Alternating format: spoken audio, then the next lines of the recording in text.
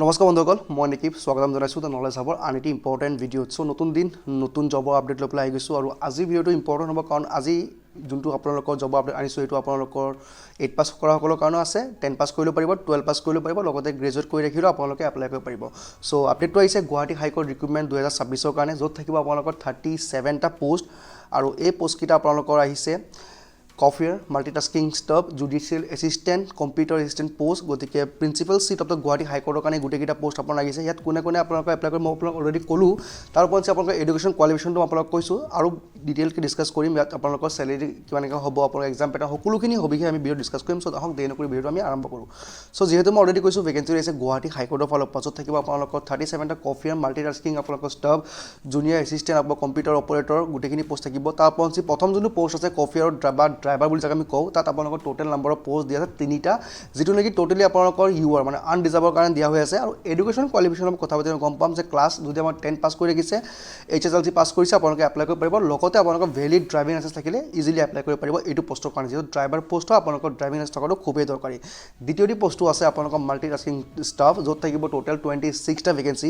ইয়াত আপোনালোকৰ ইউআৰৰ কাৰণে আছে 5টা OBC আৰু MOBC কাৰণে আছে আপোনালোকৰ 12টা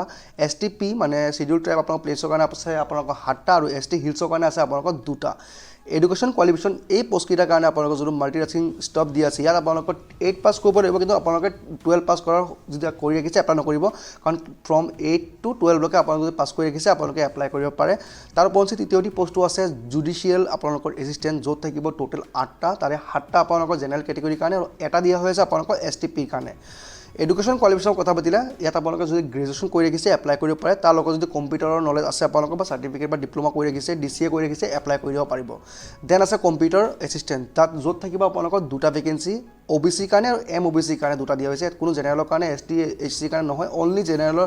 OBC কাৰণে দিয়া হৈ আছে 2টা পোষ্ট তাতে আপোনালোকৰ এডুকেশ্যন কোৱালিফিকেশ্যন গ্ৰেজুৱেট হ'ব লাগিব তাৰ লগতে আপোনালোকৰ ডিপ্ল'মা বা চাৰ্টিফিকেট যদি কম্পিউটাৰৰ ওপৰত কৰি ৰাখিছে মিনিমাম 6 মান্থ এটা যদি আপোনালোকে ডিপ্ল'মা কৰি ৰাখিছে আপোনালোকে ইজিলি এইটো পোষ্টৰ কাৰণে এপ্লাই কৰিব পাৰিব কম্পিউটাৰ এছিষ্টেণ্টৰ কাৰণে এতিয়া আদাৰ criteria of Guwahati high court recruitment প্ৰথম হ'ব চিটিজেনশ্বিপ আপোনালোকৰ অসমৰ নাগৰিক ভাৰতীয় নাগৰিক হ'ব লাগিব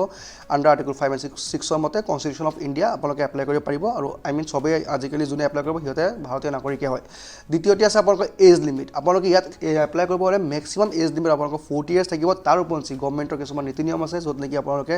যদি কিবা কমিউনিটি আণ্ডাৰত থাকে আপোনালোকে এজ ৰিলেশ্যন পাব যেনেকৈ যদি OBC আণ্ডাৰত থাকে 3 বছৰ কাৰণে দিয়া হ'ব SC আণ্ডাৰত থাকিলে 5 ইয়াৰ্ছ STP আৰু ST হিলছৰ আণ্ডাৰত থাকিলে 5 ইয়াৰ্ছ আৰু পাৰ্চন উইথ বেঞ্চমাৰ্ক ডিজেবিলিটিছ থাকিলে আপোনাৰ 10 বছৰলৈকে আপোনালোকে ৰেহাই পাব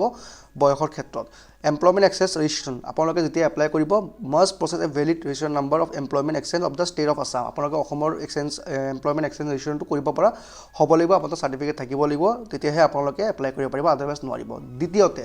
লোকেল আপোনালোকৰ official language proficiency the candidate should have knowledge of the official language of the state of Assam Assamese Asomiya জনাটো খুবেই দৰকাৰ আদাৰৱাইজ আপোনালোকে নোৱাৰিব এপ্লাই কৰিবৰ কাৰণে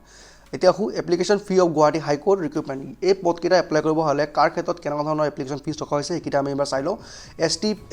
SC আৰু প্লেইনছ আৰু হিলছৰ কাৰণে আপোনালোকৰ 250 ৰুপিজ ইয়াতকৈ বেছি দিব নালাগে অনলি 250 ৰখা হৈছে then person with benchmark disabilities তেওঁলোকৰ কাৰণে কোনো ধৰণৰ আপোনালোকৰ ফিজ নাই এক্সাম কৰা হৈছে আৰু UR বা OBC সকলৰ কাৰণে আপোনালোকে 500 টকা দিব লাগিব এইটো এপ্লাই কৰিব কাৰণে এতিয়া আপোনালোকে এপ্লাই কৰিবলৈ কেনেকৈ এপ্লাই কৰিব ইয়াত এপ্লাই কৰিবলৈ টোটেলি আপোনালোকে অফিচিয়েলি আপোনালোকে অনলাইন এপ্লাই কৰিব লাগিব visiting official recruitment portal Guwahati হাইকোৰ্টৰ then important web link search কৰিব দেন আপোনালোকে নিজৰ ফোন নম্বৰ বা জিমেইল আইডি দি পেলাই আপোনালোকৰ লগইন কৰি ল'ব লগইন কৰাৰ পিছত আপোনালোকে অনলি পেজ খোল খাই যাব তাত আপোনালোকে নিজৰ পাৰ্চনেল আৰু এডুকেশ্যন ডিটেইলছ দি NSC ডকুমেণ্ট চাৰ্টিফিকেট যাৰ ক্ষেত্ৰত যিমানটো চাৰ্টিফিকেট বা আপোনালোকৰ মাৰ্কশ্বিট দৰকাৰ হৈছে সেইখিনি দি ফটো চিগনেচাৰ দি আপোনালোকে যদি আপোনালোকে পাৰ্চনেল বেঞ্চমাৰ্ক ডিজেবিলিটিছ পৰিছে ফিজ দিব নালাগে বাকীসকলৰ কাৰণে 250 আৰু জেনেৰেল আৰু OBCৰ কাৰণে 500 ৰুপিজ দি পেলাই আপোনালোকে ছাবমিট কৰি পেলাই যোনটো ফাইনেল প্ৰিণ্ট আউট ওলাই আহিব সেইটো ছেভ কৰি ক'ৰবাত থ'ব আপোনালোকৰ দৰকাৰ পৰি যাব এতিয়া আপোনালোকৰ important dates of Guwahati high court recruitment ইয়াৰ আবেদন প্ৰক্ৰিয়া অলৰেডি 9 তাৰিখ মানে 9 জানুৱাৰীৰ পৰা আৰম্ভ হৈছে আৰু সময়সীমা লাষ্ট দিয়া হৈ আছে আপোনালোকে 26 জানুৱাৰী 2026 অফিচ আৱাৰ্ছলৈকে আপোনালোকে এপ্লাই কৰিব পাৰিব তাৰপাছত যদি আপোনালোকে ইয়াৰ কোনো অফিচিয়েল লিংকছ বা লাগে মই আপোনালোকক সকলোখিনি মোৰ ডেছক্ৰিপশ্যন বক্সত দি দিম তাৰ জৰিয়তে আপোনালোকে ইজিলি ডাইৰেক্টলি গৈ আপোনালোকে এপ্লাই কৰিব পাৰিব প্ৰথম হ'ব অনলাইন এপ্লিকেশ্যন ফৰ্ম মই মোৰ ডেছক্ৰিপশ্যন বক্সত লগাই দিম জুডিচিয়েল এছিষ্টেণ্টৰ কাৰণে দেন আপোনালোক কম্পিউটাৰ এছিষ্টেণ্টৰ কাৰণে লগাই দিম মাল্টিটাস্কিং ষ্টাফৰ লিংকটো পাই যাব তাৰ ওপৰঞ্চি আপোনালোকে ৰিকমেণ্ডেড বাকী নকওঁ যে অফিচিয়েল নটিফিকেশ্যন সকলোখিনি মই মোৰ ডেছক্ৰিপশ্যন বক্সত দি দিম তাতো গৈ পেলাই আপোনালোকে ইজিলি চেক আউট কৰিব পাৰিব অফিচিয়েল PDFটো আৰু লগতে মই কৈ দিওঁ মোৰ হোৱাটছআপ চেনেলটো আপোনালোকে ফ'ল' কৰক মই এনেকুৱা ধৰণৰ আপডেটখিনি মই মোৰ হোৱাটছআপ চেনেলত আগতীয়াকৈ দি ৰাখোঁ যদি আপোনালোকে মিছ কৰি দিয়ে তাত আপোনালোকে মিছ কৰিব নোৱাৰিব যদি আপোনালোকে মোৰ লগত জইন থাকে তাৰ ওপৰঞ্চি এইটো পষ্টত যোনজনে এপ্লাই কৰিব তেওঁলোকৰ কাৰণে এটা গুড নিউজ যে আপোনালোকৰ কাৰণে যদি জিকে পৰ্চনটো খুবেই ইম্পৰ্টেণ্ট কাৰণ যেতিয়া ৰিটাৰ্ণ এক্সামিনেশ্যন হ'ব তেতিয়া আপোনালোকৰ জিকে এটা বহুত স্পেচিয়েল আৰু মষ্ট ইম্পৰ্টেণ্ট পাৰ্ট হয় যিকোনো এক্সামৰ ক্ষেত্ৰত চ' মই মষ্ট ইম্পৰ্টেণ্ট আৰু মষ্ট আস্ক ৰিপিটেটিভ যিবিলাক লাষ্ট 10 yearsৰ কুৱেশ্যন আছে মই সকলোখিনি ভিডিঅ' মই মোৰ নতুন চেনেল যোনটো আছে জিকে দুনিয়া তাত মই দি আছোঁ আপডেট অলৰেডি আমাৰ 10টাৰ ওপৰত ভিডিঅ' তাত গৈছে আপোনালোকে পাৰিলে এবাৰ থ্ৰলি গৈ পেলাই চেক আউট কৰিব ভিডিঅ'খিনি কেনেকুৱা মোক জনাব মই যিবিলাক কুৱেশ্যন অলৰেডি এক্সামত আহি গৈছে তাৰ ওপৰতে মই ভিডিঅ'খিনি বনাওঁ মষ্ট ইম্পৰ্টেণ্ট ৰিপিটেটিভ কুৱেশ্যনবিলাক দি আছোঁ SSC হওক আপোনালোকৰ ADRE হওক সকলোখিনি কুৱেশ্যন তাত কভাৰ কৰা আছে এবাৰ চেক আউট কৰিব আমাক জনাব আপোনালোকে জিকে কেইটা কেনেকুৱা পাইছে তাৰ লগতে মোৰ হোৱাটছআপ চেনেলটো ফ'ল' কৰক এনেকুৱা আপডেটখিনি আগতীয়াকৈ পাবৰ কাৰণে চ' লগ পাম দ্য নলেজ হাবৰ আন এটি ইম্পৰ্টেণ্ট ভিডিঅ' যদি কিবা অসুবিধা পায় মোক কমেণ্ট যোগে মোক জনাব মই এজ চুন এজ পচিবল আপোনালোকৰ ৰিপ্লাই দিব চেষ্টা কৰিম